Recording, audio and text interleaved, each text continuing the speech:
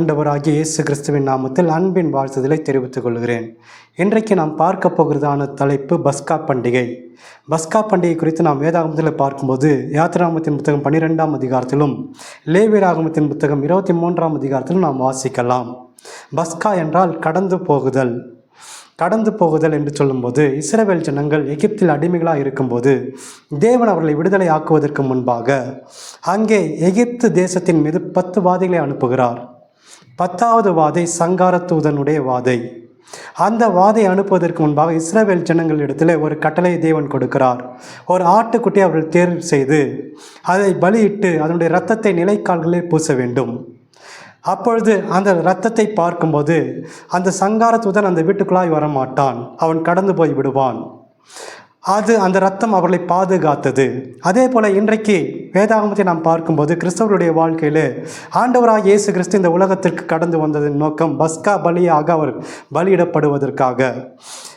யோவான் 1ஆம் அதிகாரம் 29வது வசனத்தில் யோவான் ஸ்நானகன் இப்படியாக சொல்லுகிறார், இதோ உலகத்தின் பாவத்தை சுமந்து தீர்க்கிற தேவ ஆட்டுக்குட்டி என்று இயேசு கிறிஸ்துவை பார்த்து சொல்கிறார். இந்த உலகத்தின் பாவத்தையும் அவர் சுமந்து கொண்டு நம்முடைய பாவங்களுக்காக அவர் கல்வாரி சிலுவையில் அடிக்கப்படுகிறார். பஸ்கா பண்டிகையாக அவர் அடிக்கப்பட்டார்.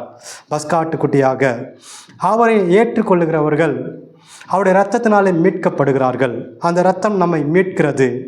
அங்கே எப்படி இஸ்ரவேல் ஜனங்களுக்கு பாதுகாப்பாக இருந்ததோ அதே போல் இயேசு கிறிஸ்துவினுடைய இரத்தம் நமக்கு பாதுகாப்பாய் தலை சீராவாக இருக்கிறது.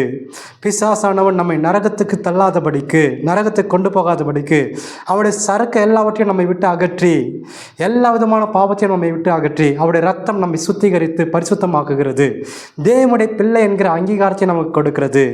எனவே நாம் உலகத்தார் அல்ல, உலகத்துக்கும் நமக்கும் ஒரு வித்தியாசத்தை இந்த இரத்தம் நமக்கு கொடுக்கிறது. எனவே இந்த பஸ்கா பண்டிகையை அவர்கள் கொண்டாடினார்கள்.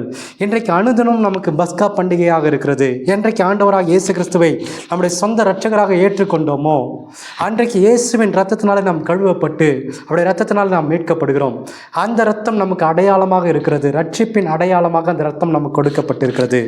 எனவே நாம் இயேசு கிறிஸ்துவை ஏற்றுக்கொண்டு நம்முடைய உள்ளத்திலே அவரை அறிந்து ஏற்றுக்கொள்வோம். அவர் நம்மை பாதுகாப்பாராக. அல்லேலூயா.